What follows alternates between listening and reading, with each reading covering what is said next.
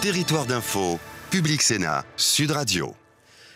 Bonjour Nadine Morano, vous êtes l'invitée politique de Territoire d'Info, vous êtes députée européenne. Nadine Morano, les policiers sont en colère. Est-ce que vous comprenez qu'ils manifestent? Il y a un vrai débat. Vous savez que normalement les policiers sont soumis à un devoir de réserve et les policiers sont très attachés à leur éthique, à leur métier et on voit bien que les policiers aujourd'hui n'en peuvent plus. Ils sont excédés, fatigués. Nous sommes à bout, disent-ils. Voilà, ils sont excédés, fatigués, en état d'urgence. C'est difficile, c'est beaucoup d'heures de présence sur le terrain. Les policiers sont attaqués, les policiers sont assassinés à leur domicile, rappelons-le. Rappelez-vous celui qui a été assassiné avec sa compagne devant son enfant. Il n'y a plus d'autorité. Faut-il modifier la légitime défense, ce qu'il demande, hein?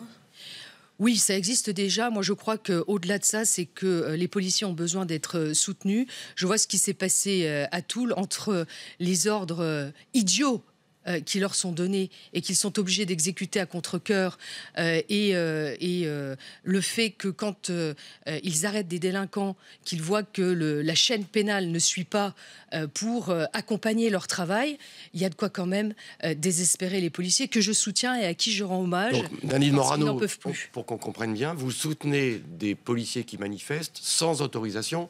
Est-ce que ce n'est pas un problème quand même d'autorité de l'État? Si. Vous êtes une députée, vous respectez les règles de la République, oui. Vous soutenez donc mais parce que interdit. quand vous voyez que les policiers sont obligés d'en arriver là, il faut regarder où se trouve la racine du mal. Et la racine du mal se trouve dans le fait qu'on a un gouvernement et un ministre de l'Intérieur qui aujourd'hui, avec... Je mets ministre de l'Intérieur, ministre de la Justice. C'est-à-dire que l'ensemble du gouvernement aujourd'hui n'est plus, et on le voit en France, n'est plus en capacité d'assurer l'autorité dans ce pays. Nadine Morano, vous incriminez Véronique le Jacquier, Sud Radio. mais ce délitement de l'autorité de l'État, ça date quand même de plus de 15 ans. Hein, et vous avez été ministre de Nicolas Sarkozy. Et on a supprimé des postes de policiers sous le quinquennat de Nicolas Sarkozy. Et les policiers s'en souviennent encore. Donc vous ne pouvez pas incriminer que le gouvernement. C'est une faillite qui date de plus de 15 ans. Non mais madame, vous êtes gentille. Hein. À un moment, les Français, ils vivent au jour J. Hein, ils vivent aujourd'hui. Ils passent pas leur temps à regarder dans le rétroviseur, ils regardent plutôt demain. Donc moi, je veux bien qu'on fasse l'état de la responsabilité des uns et des autres, sauf que quand vous regardez la situation d'il y a 5 ans, elle n'était pas celle que nous vivons aujourd'hui. Nous étions dans une situation où il n'y avait pas un terrorisme. Là, on a eu quand même 150 morts en moins de 18 mois. Mais vous vous rendez compte de la situation dans laquelle nous nous trouvons? Qui incarne dans le débat des primaires de votre camp, qui incarne le mieux le sens de l'autorité de l'État à vos yeux? L'autorité de l'État, si vous voulez, il y en a un qui l'a incarné, qui s'appelle Nicolas Sarkozy, qui a été l'ancien... Il l'a incarné, mais aujourd'hui il l'a incarné parce qu'il l'a prouvé. En même temps, je sais que tout le monde a la mémoire courte et qu'on préfère se rappeler de ce qui n'a pas été, mais quand vous voyez comment il a géré la crise économique et financière... Après, vous avez aussi quelqu'un qui a incarné cette autorité, c'est François Fillon, qui a été le Premier ministre de la France, et qui ont, à eux deux, fait un tandem qui a bien fonctionné dans cette gestion de la France. Vous ne parlez pas d'Alain Juppé, il n'a pas aussi ce sens de l'autorité? Il n'a pas cette image-là? Pour moi, Alain Juppé, si vous voulez, ça incarne la continuité de François Hollande que je ne veux pas. Il est favorable à la répartition des migrants sur le territoire. Il est favorable au port du voile à l'université. Il est favorable à ne pas livrer les Mistral à la Russie.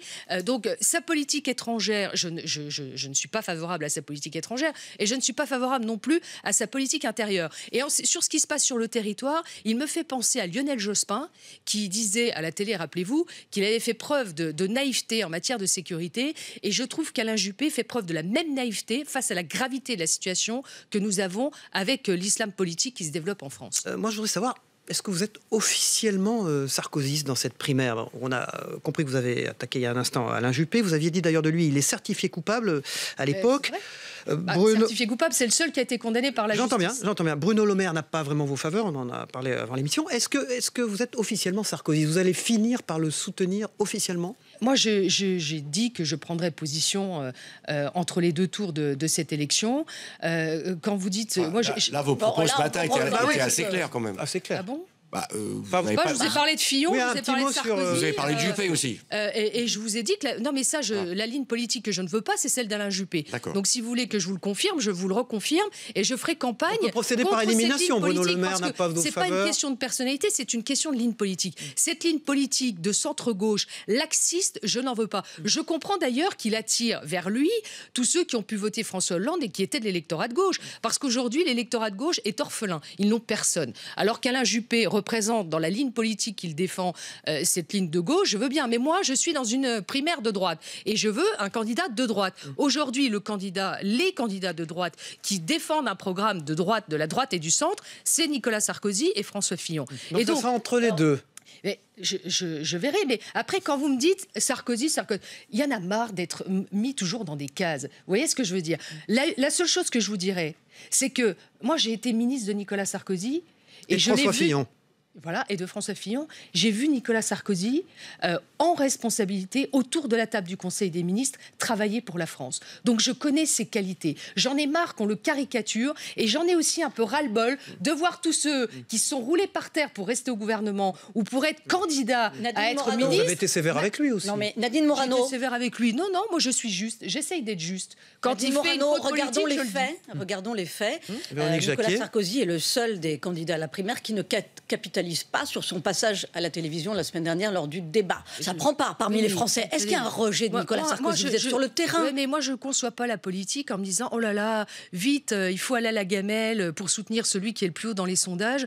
Moi, ce qui m'intéresse, c'est mon pays. Voyez. Et donc, mon pays, pour moi, mon engagement, c'est des convictions. C'est une ligne politique. Et je ne regarde pas celui qui est Mais si les favorisé Français- par les médias. Oui, mais les c'est pas Français- les non, non, non, Français. non, mais les madame, Français n'ont pas attendez. l'air de mais suivre les Nicolas Français, Sarkozy. mais arrêtez cette propagande. On est dans un pays de propagande où les médias ont décidé que c'était même pas la peine d'aller voter, qu'Alain Juppé était tellement haut que c'était cette ligne politique qui l'emportait. Je suis désolée. Quand moi j'écoute les Français, ils veulent de l'autorité, de l'ordre, ils veulent qu'on maîtrise l'immigration, ils veulent qu'on s'attaque à l'islam radical et ils ne veulent pas d'une ligne politique molle qui est défendue par Alain Juppé. Donc les médias essayent de faire croire que cette primaire elle est jouée. Moi je n'ai pas dans mon tempérament cette nature à me dire ah là là, attention, hein, celui-là t'as vu c'est le meilleur dans les sondages. Non, moi je veux défendre une ligne politique. Et moi vous ne me verrez jamais sur le terrain du reniement. J'ai été ministre pendant 4 ans et 3 mois et j'assume tout ce que j'ai fait avec Nicolas Sarkozy. Sondage IFOP fiducial pour Sud Radio. 81% des personnes interrogées ressentent une grande fierté à être français. Ça va vous faire plaisir. Tant mieux. Le premier symbole de Moi notre aussi. identité, selon les personnes interrogées, c'est la langue française Oui. devant le drapeau et la marseillaise. Vous auriez fait le même choix? Enfin, oui. Avant l'appartenance à une religion. Hein. Avant, oui. Bien avant. Oui, il y a plusieurs choses pour moi dans l'identité, évidemment. Il y a nos racines chrétiennes, que je n'oublie pas. Nous avons 36 000 communes et 40 000 lieux de culte chrétien sur notre territoire. C'est quelque chose qui, pour moi, est extrêmement important. C'est le drapeau aussi, français. Moi, quand Donc les valeurs d'abord, les valeurs chrétiennes, voilà. Oui. La langue, le drapeau français. Notre Deuxième culture, enseignement, 69% des personnes interrogées se sentent d'abord français, 13% seulement européens, vous êtes députée européenne, et 2% disent notre identité, c'est celle qui nous rattache à notre religion. 2 petits pourcents, c'est pas grand-chose quand on dit que la France en ce moment est fragmentée. Et 12% pour européens, c'est pas non plus très fort. Non, c'est dommage parce que moi qui suis députée européenne, je peux vous dire que c'est un vrai miracle de voir dans cet hémicycle à Strasbourg 28 nations représentées par les députés qui siègent ensemble, même si tout n'est pas parfait. Nous sommes dans un territoire de paix depuis plus de 70 ans. C'est la première victoire de l'Europe, c'est la paix que nous avons su apporter sur ce continent. Et je crois que nous devons bâtir et continuer à transformer cette Union européenne. Il faut arrêter de taper sur l'Europe et de lui faire porter toutes les responsabilités de nos maux. Nadine Morano, Gilles il y a Leclerc, un homme d'affaires Public Sénat. algérien qui s'appelle Rachid Nekaz, qui est en ce moment qui est en train de payer les amendes des femmes verbalisées pour port du hijab. Vous avez tenté de l'en empêcher. Qu'est-ce qui vous choque dans cette attitude-là? Au fond, l'amende, elle est payée. Mais ce qui me choque, c'est qu'il y a une loi dans notre pays qui est l'interdiction du port du voile intégral en France et que ce sulfureux homme d'affaires algérien qui s'enorgueillit d'avoir rejeté sa nationalité française paye les amendes des femmes qui portent le voile intégral sur l'ensemble du territoire. Il revendique d'avoir dépensé 230 000 euros, d'avoir payé 1173 amendes. Moi, je demande son expulsion immédiate du territoire. Il est algérien.